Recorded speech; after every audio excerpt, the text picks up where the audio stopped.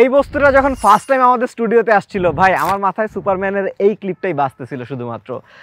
It's a phone, it's a tablet as you can see, and it's the Huawei Mate X-T Ultimate, the pinnacle of smartphones folding technology. ভাই Huawei Mate X-T Ultimate আপনারা already দেখে ফেলছেন ইন্টারনেটে, first ট্রাইফোল্ডিং phone. Internet দুনিয়া মোটামুটি কাঁপায়া দিছিল। বাংলাদেশে এটার বেশ কয়েকটা ইউনিট আসছে, 4-5টা শৌখিন পিপলদের জন্য। যেই দামে আসছে সেটাই কিডনি ব্যথা করবে শুনলে, হালকা করে না, হালকা করে না, ভালো করে করবে। অ্যান্ড সেইখানের মধ্যে একটা ইউনিট আসছে এটিসি স্টুডিওতে। সো আমরা আজকে Mate X-T Ultimate-টা দেখতেছি। প্রচুর ভিডিও দেখা যায় যে মোবাইলের দামে বাইক কিনুন, বাইকের দামে গাড়ি কিনুন। এখন এইটার ক্ষেত্রে বলতে হবে, Mate X-T Ultimate-এর ক্ষেত্রে বলতে হবে যে আপনি গাড়ির দামে মোবাইল কিনুন অথবা খুব একটা দামি ফ্ল্যাগশিপ বাইকের দামে মোবাইল কিনুন। ভাই এই জিনিসটা সেল করছে ফোনস ফর ইউ এরেনা 6,20,000 টাকায়। ও বলতে ভুলে গেছিলাম, ফোনস ফর ইউ এরেনা হচ্ছে আমাদের Mate X-T Ultimate-টা পাঠাইছে, বেশ সাহস করে পাঠাইছে। শপের জন্য বেশ টাফ ব্যাপার স্যাপার, এত দামি একটা জিনিস রিভিউ ইউনিট হিসেবে পাঠানোর জন্য। So phones for you arena বসুন্ধরায় আছে, যমুনায় তাদের শপ আছে, তারা অলরেডি এটা বেশ কয়েকটা সেল করে ফেলছে Mate X-T Ultimate। প্রাইসের ব্যাপারে আমি যখন জিজ্ঞেস করলাম, ওই যে 6,20,000 সেল হয়েছে। ফার্স্ট টাইম যখন আসছে মনে হয় 7 লাখ পর্যন্ত গেছিল। আর ওরা বলছে মোটামুটি 2 থেকে 3 মাসের মধ্যে Mate X-T Ultimate-টা 4,20,000 থেকে 4.5 লাখ 5 লাখের মধ্যেই পাওয়া যাবে। মানে ধরতে পারেন এটা স্টেবল একটা প্রাইস চলে আসবে 5 লাখের নিচে। তখন কি আপনি নেবেন? না ভাই, সেই কোশ্চেন আনসার করতে আমরা এই ভিডিওটা করতেছি না। এখানে যাচাই বাছাই হচ্ছে না Mate X-T Ultimate-টা কি ভ্যালু ফর মানি কিনা। এই ফোনের সাথে এমন কোনো ওয়ার্ড কোনোভাবেই সেম লাইনে জুড়ে দেওয়া যাবে না ভাই। এইটা হচ্ছে একটা কি বলবো, মানে একটা পিস অফ আর্ট, একটা অগ্রগতি দেখার সুযোগ। ফোল্ডিং ফোন কই গেছে, নিজেদের অবাক হওয়ার সুযোগ অ্যান্ড আপনাদেরও অবাক করার সুযোগ। এখন এই আর্টটার মেইন আকর্ষণের জায়গাটা হচ্ছে ডিসপ্লেটা। ফুলি আনফোল্ডেড অবস্থায় ডিসপ্লেটার size 10.2 inch and resolution 3K। উপর একটা প্লাস্টিকের স্ক্রিন প্রোটেক্টর প্রি অ্যাপ্লাইডই থাকে। Aspect ratio 16:11। এটা কিন্তু খুবই উইয়ার্ড। এই মোডটা অফিসিয়াল ওয়ার্ক অ্যান্ড মুভি দেখার জন্য অপটিমাল। মুভি দেখেও মজা পাবেন, ওলেড প্যানেল, তাই কালার কন্ট্রাস্ট রেশিও নিয়ে প্যারা নাই কোনো। যদিও চাইনিজ ভার্সন হওয়ায় ওয়াইড ভাইন L1 সাপোর্ট নাই, অ্যান্ড সেই হিসেবে নেটফ্লিক্সের মতো অ্যাপগুলোতে মুভি জাস্ট এইচডিতে দেখতে পারবেন। এখন আপনি মিডিয়া দেখতেছেন, মিডিয়া দেখা শেষে বাম পাশের প্যানেলটা পেছনের দিকে ফোল্ড করলে হুট করেই 10.2 ইঞ্চের ট্যাবলেটটা একটা রেগুলার ফোল্ডিং ফোনের 7.9 ইঞ্চের ফোল্ডিংয়ে পরিণত হবে। তবে আপনি ভুলভাল আনফোল্ড করলে কিন্তু ফোনে একটা ওয়ার্নিং দেখায় বলবে ঠিকভাবে ফোল্ড করতে। দেন একবারে মাঝ বরাবর আবার ফোল্ড করলে 6.4 ইঞ্চের রেগুলার ফোনে এটা পরিণত হবে। আর প্রত্যেকটা ডিসপ্লেতেই রিফ্রেশ রেট পাবেন ম্যাক্স 90 হার্জ, এলটিপিও আছে এইসব কারণেই। এখন এত লাখ লাখ টাকা দামি ফোনে ডিসপ্লের ম্যাক্স রিফ্রেশ রেট 90 হার্জ, এই ব্যাপারটা নিয়ে আপনার মন্তব্যটা কি? ডিসপ্লে প্যানেলটাকে খুব একটা ফিচার প্যাক ভাবলে ভুল হবে। ইভেন অনেকগুলো ফ্লস কিন্তু আছে। আমি অলরেডি দেখতেছি যে যেই ক্রিজগুলো আছে, এটাতে ডাবল ক্রিজ, অ্যান্ড ক্রিজগুলো বেশ ভালোভাবেই ভিজিবল। আর ফোনটা যখন ফুলি ফোল্ডেড থাকে তখন ডান সাইডের ডিসপ্লেটা কিন্তু ফুলি এক্সপোজ থাকে। এই জিনিসটা ডিউরেবিলিটির জন্য কিন্তু একটু হ্যাজার্ড। বাট এইটা যারা কিনবে তাদের ওই হ্যাজার্ডের ব্যাপার স্যাপার নাই, কারণ এই ফোনটা থাকবে তাদের হয়তোবা দামি কোটের পকেটে, অথবা মার্সিডিজ বা BMW অথবা অডির সিটের পাশে।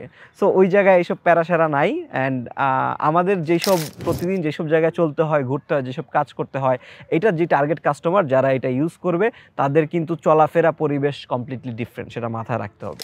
ওভারঅল অ্যাপ কন্টিনিউটি ডিসেন্ট, তবে মাঝে মাঝে ইউটিউবে ফুল স্ক্রিন থেকে হাফ ফোল্ডে নেওয়ার সময় ভিডিও স্কেল হতে সমস্যা করে।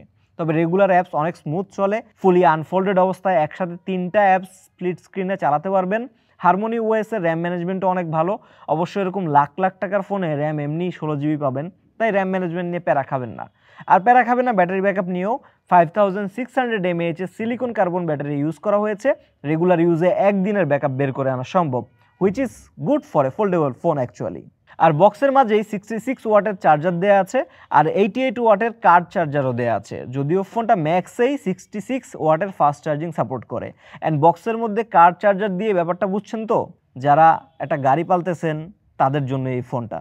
এখন ফোল্ডেবল ফোনে সফটওয়্যার সাপোর্টটা না খুবই ইম্পর্টেন্ট, কারণ আপনি সিঙ্গেল স্ক্রিনে আছেন, একটা অ্যাপ ওপেন করা আছে, আপনি যখন ডুয়েল স্ক্রিনে চলে যাবেন সেই অ্যাপটা ঠিকভাবে স্কেল হচ্ছে কিনা সেটা একটা বড় ব্যাপার। অ্যান্ড এটাতে তো 3টা স্ক্রিন, আপনি যখন থার্ড স্ক্রিনে চলে যাবেন তখনও অ্যাপটা ঠিক মতো শো করতেছে কিনা, স্কেল করতেছে কিনা, ক্র্যাশ করতেছে কিনা, সেইগুলো দেখা খুবই ইম্পর্টেন্ট।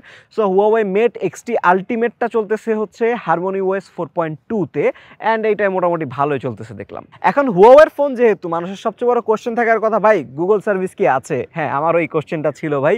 গুগল সার্ভিস আছে আবার নাই এমন টাইপের ধরতে পারেন। হ্যাঁ, সব চাইনিজ ফোনের ক্ষেত্রেই দেখা যায় কি যে গুগল সার্ভিস বাই ডিফল্ট ফোনের মধ্যে থাকে না। সো বাট গুগল সার্ভিস ইনাবলার থাকে, যেটা দিয়ে আপনি ইনাবল করে নিতে পারবেন অ্যান্ড প্লে সার্ভিসের সব কিছু ইউজ করতে পারবেন অন্যান্য চাইনিজ ব্র্যান্ডের ফোনগুলোতে। বাট হুয়াওয়ের ক্ষেত্রে যতখানি আপনারা জানেন ইউএসের কিন্তু খুব কড়া ব্যান জাস্ট হুয়াওয়ের ক্ষেত্রে। সো এই ক্ষেত্রে একটু tough, but Huawei Mate XT আলটিমেটে আপনি গুগল সার্ভিস ইউজ করতে পারবেন ভাই। প্যারা নাই, প্যারা আছে প্যারা নাই কাইন্ড অফ। কারণ মাইক্রো জি দিয়ে হচ্ছে এইটার মধ্যে গুগল সার্ভিসের মানে গুগলের অ্যাপগুলো হচ্ছে চালাইতে হয়। ডেসক্রিপশনে আমি লিঙ্ক দিয়ে দিচ্ছি, সেখানে দেখে যাবেন কীভাবে ইনস্টল করতে হয়। আরেকটা সিস্টেম আছে, সেটা হচ্ছে স্যান্ডবক্সিং। একটা পার্টিকুলার অ্যাপ আছে, সেই অ্যাপের মধ্যে ঢুকে আপনি গুগলের অ্যাপসগুলো চালাইতে পারবেন, কোনো সমস্যা হবে না। মেট এক্সটি আলটিমেটে আমরা 2 ওয়েতেই টেস্ট করছি। তবে দোনোভাবেই নোটিফিকেশন নিয়ে প্যারা খাবেন গুগলের অ্যাপ রিলেটেড জিনিসগুলোতে। অনেক অ্যাপে ইমেল বারবার সাইন ইন করতে হয় অ্যান্ড এই জিনিসটা আপনার স্বাভাবিক যে ওয়ার্কফ্লো সেগুলোকে যথেষ্ট পরিমাণ হ্যাসেলে ফালাবে, এটা সত্যি। তবে এই জিনিসগুলো হুয়াওয়ের ফোনে কিন্তু স্বাভাবিক হিসেবেই ধরা যায়, যেহেতু হুয়াওয়ে গুগল সার্ভিসের ক্ষেত্রে ব্যান্ড। এখন এত দামি ফোনের ক্যামেরার দিকেই কিন্তু বেশি নজর দিবে মানুষ। 5-6 লাখ টাকা যেহেতু দাম নিচ্ছে, 5-6টা ক্যামেরা দেওয়া দরকার ছিল না? পিছনে কিন্তু দিছে অ্যাকচুয়ালি 3টা ক্যামেরা, 4টা ক্যামেরা, মানে একটা ফাউল লেন্স টাইপের আছে আর কি। সো 3টা ক্যামেরা আপনি ধরতে পারেন। প্রাইমারিটা 50 মেগাপিক্সেলের অ্যান্ড এটার মধ্যে কিন্তু অ্যাপারচার ফিজিক্যালি চেঞ্জ করা যায় 1.4 থেকে 4.0 পর্যন্ত আপনি ভ্যারিয়েবল করতে পারবেন। That's good. প্রাইমারি ক্যামেরার ছবি আমি কিছু দেখায় নিচ্ছি, একদম যে ফ্ল্যাগশিপ গ্রেডের ছবি দেয় তেমন কিছু না। তবে হুয়াওয়ের কালার সায়েন্সটা খুবই আই ক্যাচি। অনেকের কাছে এরকম হালকা পপড কালার ভাল লাগবে। ইনকনসিস্টেন্সি মাঝে মধ্যেই দেখা যায়, যেটা চাইনিজ ফোনের ক্ষেত্রে খুবই কমন ব্যাপার স্যাপার। আর এই ফোনটার ক্যামেরাটা কিন্তু এক পাশেই, বাট ফোন অপারেট করা যায় 4 পাশ দিয়েই। এই কারণে রোটেশন নিয়ে একটু প্যারা খাইতে পারেন। এরপর পাবেন 12 মেগাপিক্সেলের টেলিফটো লেন্স। এইটা হচ্ছে 125 মিলিমিটার ফোকাল লেংথের। সো আমি ধরতে পারি অ্যাপ্রক্সিমেটলি 5.3x অথবা 5.5x এর দিকে তোলে। টেলিফটোটার পারফরমেন্স ভালো, শার্প ছবি দেয় যখন আপনি ভালো আলো পাবেন অ্যান্ড এটা 50x পর্যন্ত জুম করা যায় সর্বোচ্চ। তবে একটা বড় বামার হচ্ছে টেলিফটোটা দিয়ে কিন্তু পোর্ট্রেট তোলা যায় না ভাই। তাহলে টেলিফটোর কাম কি যদি পোর্ট্রেট না তোলা যায়? পোর্ট্রেট তুলতে পারবেন সর্বোচ্চ 3x-এ পোর্ট্রেট মুডে, এর থেকে বেশি কোনো অপশনে যাওয়ারই কোনো ওয়ে নাই। অ্যান্ড ওই ক্ষেত্রে কিন্তু মেইন ক্যামেরাটাই ইউজ হয় পোর্ট্রেটের ক্ষেত্রে। তবে পোর্ট্রেটগুলো সুন্দর আসে, ফেস হালকা স্মুথ করে, বাট এজ ডিটেকশনের সমস্যা নাই। সো টেলিফটো যেই লেন্সটা আপনি দেখতেছেন সেইটা মূলত জুমিংয়ের জন্যই শুধুমাত্র আপনি ইউজ করতে পারবেন। আর লাস্টে থাকে হচ্ছে 12 মেগাপিক্সেলের একটা আলট্রা ওয়াইড লেন্স। হ্যাঁ, আলট্রা ওয়াইড লেন্সটা প্রাইমারির মতন কালার দেওয়ার চেষ্টা করে, কাছাকাছি থাকার চেষ্টা করে, হয়তো ডিসেন্ট একটা ক্যামেরা সেটআপ আছে পিছনে। তারপর ফ্রন্ট ক্যামেরাটা যেটা আছে এইটা হচ্ছে একদম এক পাশে, আন্ডার স্ক্রিন না, এটা রেগুলার 5 হোলের মতোই। ফ্রন্ট ক্যামেরাটা 8 মেগাপিক্সেলের।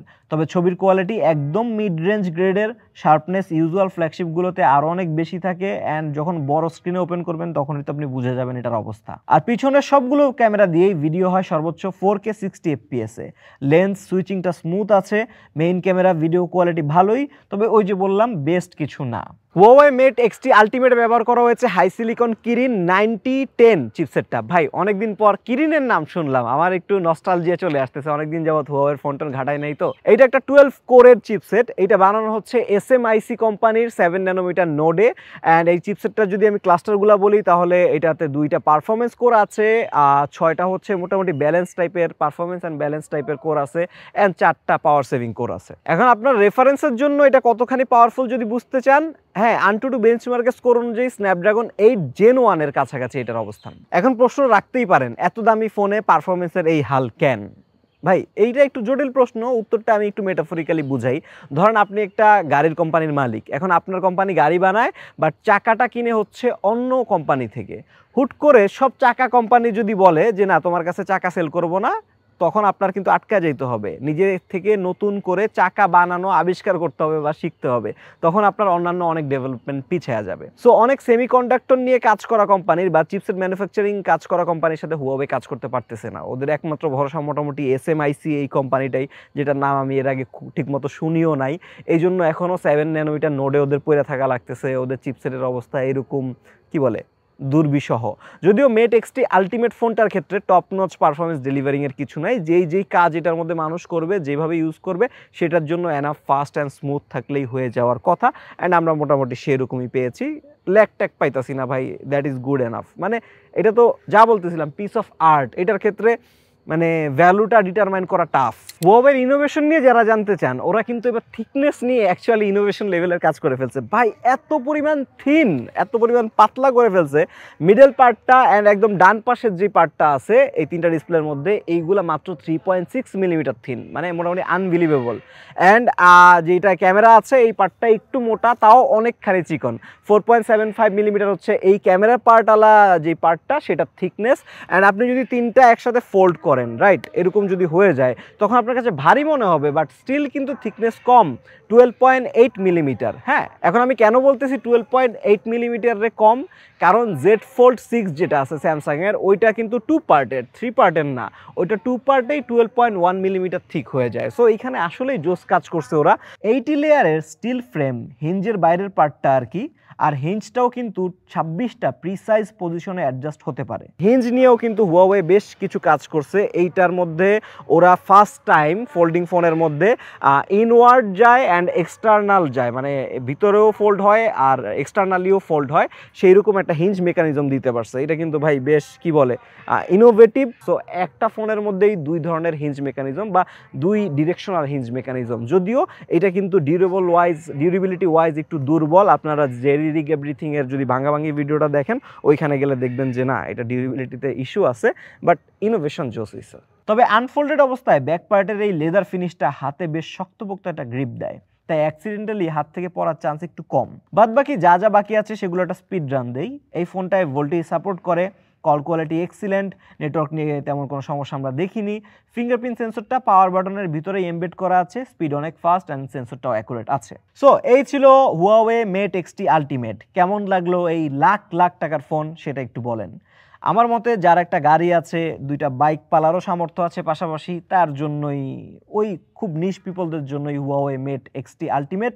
এখন আপনি অন্যান্য ব্র্যান্ডের কাছে এরকম ট্রাইফোল্ড ফোন চান কিনা, নাকি যে দরকার নাই ভাই ডাবল ফোল্ডি ফোন তো মানুষ ইউজ করতেছে কম কম, সেটা আপনার মন্তব্যটা কমেন্ট বক্সে অবশ্যই জানায়েন। অ্যান্ড মনে রাখেন, এই লাখ টাকার না, এই লাখ লাখ টাকার মেট এক্সটি আলটিমেট কিনতে হলে যেতে হবে ফোনস ফর ইউ এরেনাতে।